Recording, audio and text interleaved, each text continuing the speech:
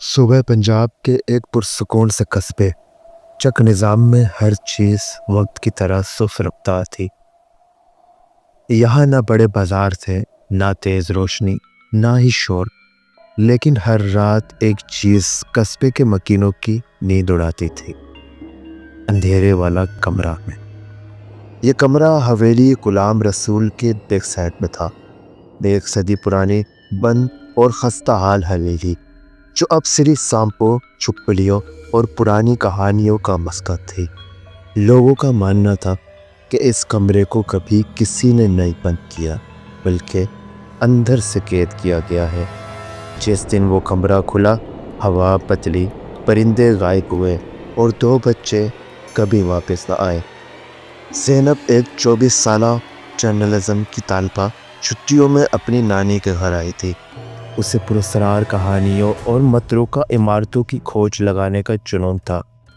جب اس نے نانی سے اندھیرے کمرے کا ذکر سنا تو جیسے اس کا دماغ روشن ہو گیا۔ نانی نے ڈانٹا، بیٹی اس طرف کبھی نہ جانا، وہ جگہ انسانوں کی نہیں، تمہارے نانا کی بڑی بہن بھی وہیں گئی تھی، پھر کبھی نہ ملی۔ لیکن زینب تجسس کی ماری تھی۔ اس رات جب سب سو رہے تھے، وہ ٹارچ، کیمرہ اور موبائل لے کر چپکے سے نکل پڑی۔ حویلی تک پہنچنے میں کوئی خاص مشکل نہ ہوئی۔ پرندے چپ تھے، ہوا بند تھی، حویلی کا گیٹ آہستہ آہستہ چرچرایا۔ اندر جاتے ہی زینب کو ایک دھیمی سی سرگوشی سنائی دی جو واضح نہ تھی، مگر جیسے کوئی بار بار اس کا نام لے رہا ہو، زینب۔ حویلی میں ٹوٹے برتن، پرانے جھولے اور دیواروں پر اردو رسم الخط میں چلے ہوئے الفاظ لکھے تھے کہ یہاں وقت نہیں چلتا، صرف قبریں سانس لیتی ہیں۔ زینب کی سانسیں تیز ہو گئی، وہ آگے بڑھی، پھر وہ دروازہ آیا، کالا، موٹا اور زنجیروں میں جگڑا ہوا، مگر حیرت، زنجیر پہلے سے کھلی تھی، جیسے کوئی اس کا انتظار کر رہا ہو۔ دروازہ کھلا، اندر اندھیرا تھا۔ ٹارچ چلائی، دیواروں پر خون کے ہاتھوں کے نشان، زمین پر مومی شمعیں جن کی بتی ابھی تک جل رہی تھی، جیسے کسی نے کچھ لمحے پہلے ہی جلائی ہو۔ کہ اچانک ایک جھٹکا سا لگا، دروازہ خود بخود بند ہو گیا۔ جیسے ہی زینب نے پیچھے مڑ کر دروازہ کھولنا چاہا تو وہ غائب تھا۔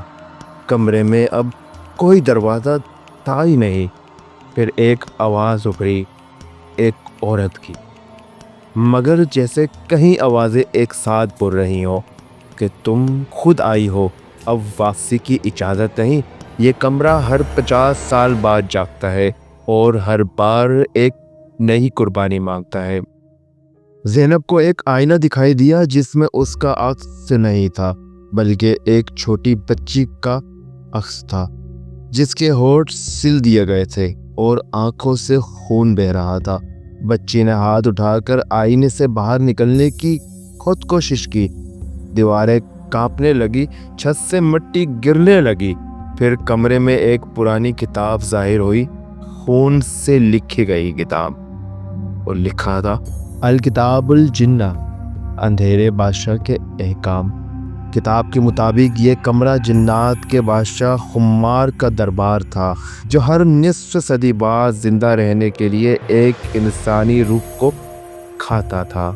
جو بھی اندر آ جائے وہ واپس نہیں جا سکتا جب تک کہ وہ ایک اور روح کو اندر لا کر قربان نہ کرے۔ اب زینب کے سامنے 2 آپشن تھے، اپنی جگہ کسی اور کو لائے یا ہمیشہ کے لیے اس کمرے کا حصہ بن جائے۔ زینب نے دل میں کچھ پڑھا، نانی کی سکھائی دعائیں، کچھ آیات، اور رونا شروع کر دیا۔ تب ایک کمزور سی روشنی کمرے میں آئی۔ کمرے کے ایک کونے میں قرآن پڑا تھا۔ زینب نے اسے اٹھایا اور بلند آواز میں سورہ فلق اور سورہ ناس پڑھنی شروع کر دی۔ جنات چیخنے لگے، کتاب چلنے لگی، یعنی جنات کی کتاب۔ دیواروں سے خون بہنے لگا، کمرے میں آگ لگ گئی اور زینب بے ہوش ہو گئی۔ صبح جب نانی اٹھی زینب صحن میں پڑی تھی، بال بکھرے، آنکھیں سرخ مگر وہ زندہ تھی۔ اب اس نے صرف اتنا کہا، کمرہ ابھی ختم نہیں ہوا، بس سویا ہے۔ نانی نے زینب کو سینے سے لگا لیا، لیکن رات کے وقت حویلی کی طرف دیکھنے والے لوگوں نے دیکھا وہ دروازہ پھر سے ہولے سے چرچرایا تھا۔ زینب تو بچ گئی، لیکن ہر راز ختم نہیں ہوتے۔ کچھ سچائیاں صرف سو جاتی ہیں، پھر جاگتی ہیں جب کوئی نیا قدم اس دروازے کے اس پار رکھا جاتا ہے۔ تو اگر کبھی رات کے سناٹے میں تمہیں کسی اندھیرے کمرے سے آواز آئے، یا کوئی تمہارا نام لے، یا دروازہ خود بخود چرچرائے، تو صرف ایک بار سوچ لینا کہ کیا تم اگلا کردار بننا چاہتے ہو۔ اگر اس کہانی نے آپ کو ڈرایا تو ویڈیو کو لائک کریں، اور ایسے مزید خوفناک سے جاننے کے لیے اس چینل کو سبسکرائب کریں۔ کون سا دروازہ ہے جسے آپ کبھی نہیں کھولنا چاہیں گے؟ کامنٹس میں ضرور بتائیے۔ ملتا ہوں کسی اور ویڈیو کے ساتھ۔ اللہ حافظ۔